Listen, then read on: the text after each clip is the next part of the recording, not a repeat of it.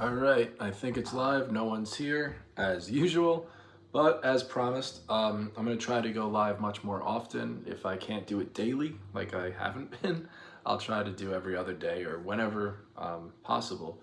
So the request to go live was to discuss theory. That's a broad request. So what I wanted to do for this one is take two chords, my E minor, and come down to B major, and write something out of that. I've written something before. I think I could do info cards. There's a song up here called Call the Police that I wrote with a good friend of mine, this band This Good Robot. Again, I'll put it up after. It's called Call the Police. The main riff is E minor. It's in 3/4, but anyway, that's the main riff for it. But how that comes about is taking two chords. So E minor third and the fifth. And then I come down to B major. It just sounds, it has a groove to it, and it's only two chords, and you could have a lot to do. So just off the cuff, if you were to just play,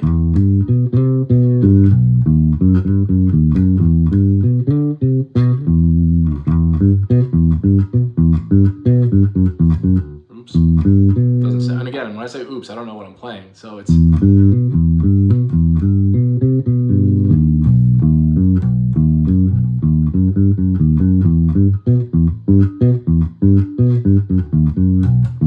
just messing around with those two chords. Again, E minor, and then B major. So in the key, we'll use a harmonic minor. That would be the fifth. So you're going root, fifth, minor, major, fifth below it. And to mess with that, like that riff, there we go. You can play that in other spots. This right here, so 7 on the A and 4 on the G is a power chord, because this note is the same. So you get that hand position down and kind of memorized. That's a minor one. Pinky, middle, index. Anywhere on the bass, that's going to be a minor triad. Root, minor, third, fifth. Then you could also play the same thing up here. It's going to be index, same string, pinky, one string up, ring. 1, flat 3, or minor third, fifth. So.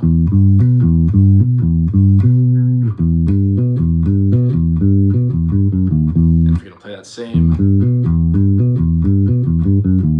that would be, oops, I gotta learn what, that's a big part of writing too. You have to learn what you hear in your head, which is always fun, or should be fun. So, that would be, so.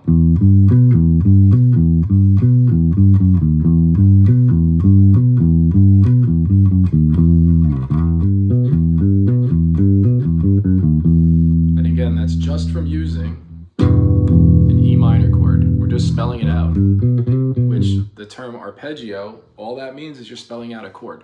So you will arpeggiate a chord, which is a fancy way of saying writing a bass line. I almost cursed, but yeah, but writing a fucking bass line is arpeggiating. That's all it is. So you're either arpeggiating a chord or the entire scale. As long as you're not going ascending in the exact order and descending, that's just playing a scale. Take out one note and you're arpeggiating. So back to that, just that chord we're messing with.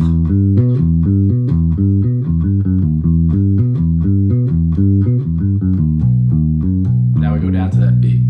When you go down there, it builds that, that's where you're journeying through the chord progression. Instead of staying one, you could stay there this entire time, just on E minor.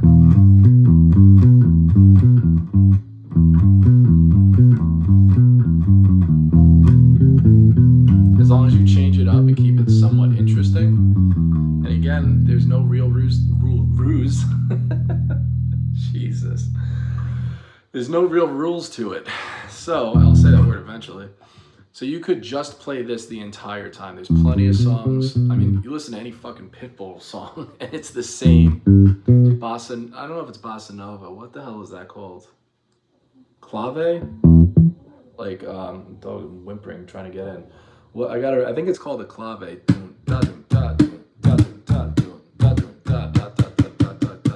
Versions of that, so. You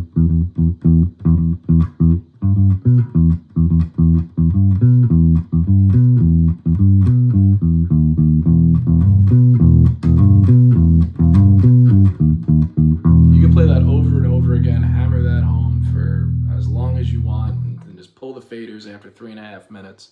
And you can make a song out of that too. Chord-wise, going from minor down to the 5th. Normally, not normally, but the 5th is up here that we always go to on the scale. But if you're playing the octave below it, it's still the 5th. And it gives that much deeper pocket to it. And all I'm doing there is that's the minor 6th, so it just builds tension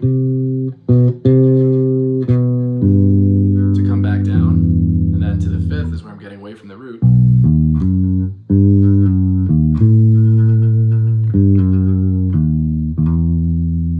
And that's the other part. If you can sing it with your instrument, you're pretty much doing it right. After that, you just have to organize it. And the fancy word for organizing it is arranging it. What's up, buddy? The videos are super helpful, by the way. What's up? Krakadana, that's a great name.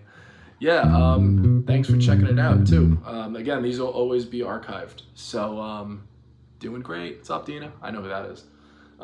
So these are always going to be archived, so you can always go back, because, I don't know, 7 minutes ago, I mentioned we're going to go through writing with music theory. E flat, not E flat, E minor, major, B major. And again, there's a song I wrote with a friend of mine that I'll put it in the description too, so it doesn't just keep popping up here. It's Call the Police by This Good Robot.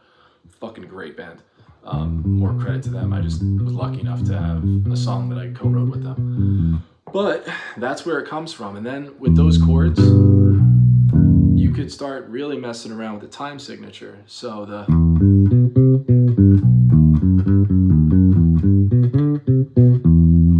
4/4, but then if you're gonna go to 3/4,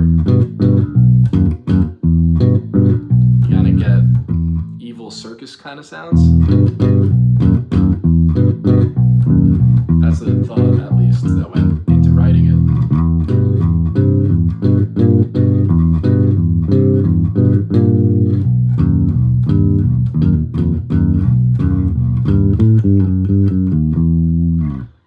Again, you could write chords on a bass. I highly recommend it. Can I play guitar? Sure, that's sacrilegious to say sometimes. But I'd rather write for myself. If I'm gonna be playing the bass part, I want to be able to write it on a bass first. Just preference, right? Doesn't really matter. But for me, I like it because it's gonna show me where it's gonna go. Hit the like button for the algorithm. Thanks, yeah. Be that guy, smash the like button. I mean, please hit it. It's just funny. Never in my life did I think that would happen. I'd be over here. Yeah, but please hit the like. It definitely helps. But yeah, so back to the writing part. That's just with 2 chords. So try that out. And again, there's the 3 ways to play it. I only showed 2, which is, so 7, 5, 4 is a minor. So root, minor, 5th, and then I come down here to the B, which is, use your pinky, so 7, 6, 4. Playing that alone is its own exercise. From there, I forgot where I was going with that. I swear my brain farts all the time. Just keeping it clear is brilliant. Not brilliant. So awkward to be live. Anyway, taking those chords just from there, you can start moving the chord motion, right? And if you don't want to get bogged down with where you're going to go with these higher chords, fuck it, just stick to the root notes. So, sounds goofy. So if it sounds goofy, make it more interesting. So,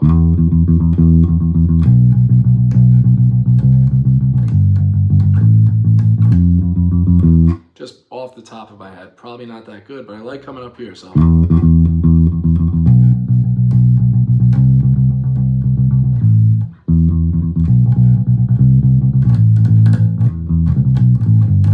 Just, I don't know. There we go.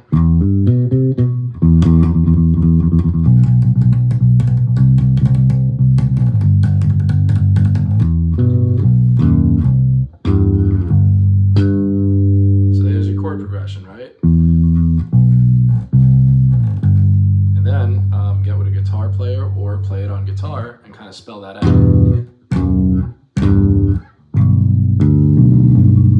That's the basic idea. I don't know too far to go with writing.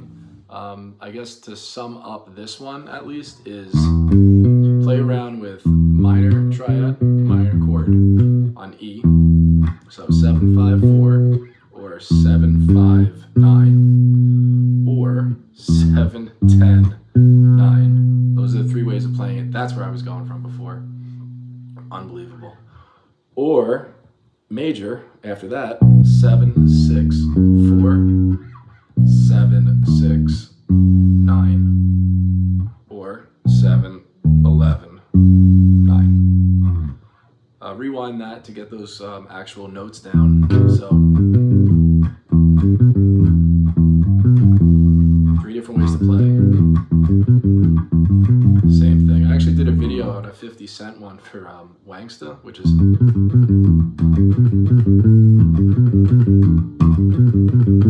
just a minor triad. That's all it is. 1 flat 3 5. So 1 minor 3 5, and then you're coming down to 4. Perfect fourth. So I get the low there. And that's the whole hook for that song. So that's a perfect example of write something catchy or just play. And by write, it doesn't have to be some like scientist with a lens and the looking glass. You just come up with something you like and you just wrote it. So that's great. So that's what someone did on his team. And then hammered that home for about, 3.5, 4 minutes? And that's the whole hook. Not knocking it, it's fucking brilliant, but it doesn't need to be some crazy classical rondo alla turca to impress your friends or whatever. I'm pretty sure more people will know the name of that song and the composer. It's 50 or 50 than any classical song you could play for anybody these days. So get with that 2 chord progression, E minor, B major. See what you can come up with.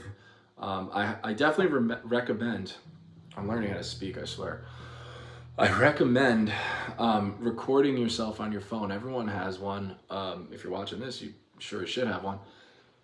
Definitely video it, because I don't remember that. Well, I do remember it, but I had to really think about it. And a line like that, I won't remember in an hour from now, because I just came up with it. It's not ingrained in my head. And I could just easily look back and see what I played. When you start coming up with bass lines, the biggest problem is forgetting them. You're gonna forget a lot. So if you record it, just hammer it home until you actually know it. And it's a good way of seeing, oh, I think it sounds good while I'm playing it, and then you look back and be like, oh, it was fucking horrible. Or you think something sucks, and then you look back on it and you'll be like, oh, there's something there, maybe if I move here, or it's fine as it is. Like that example of, we play that all the time, that whole thing, but someone decided that sounds good just like that, and they were absolutely right when most people would just barrel through that. Same with Amnesia from Cliff Burton with Metallica. That doesn't even need an introduction. That's just minor triad. 1-3-5, 1 flat 3, 1 minor third 5, 1 major third 5, 1 flat 3, minor, major, minor, minor, major, minor, and then you really get messed around with. But again, that's just chords. We could do, the next time I go live, we could break down that entire That's more than a minute or under 2-minute video. I have one video up of that, but we could really deep dive Cliff Burton. I'd love to do that one. Wait, if I remember it.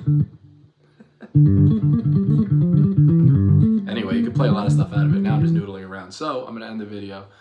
Any questions, leave it in the comments. Hopefully this was helpful. I'm fucking all over the place. I drank way too much coffee before this. But yeah, I will see you guys on the next one. Let me get out of this thing. And again, please lace up the comments section. Let me know what you'd rather see and hear and any questions and yada, yada, yada. Yeah, see you later. Okay, bye.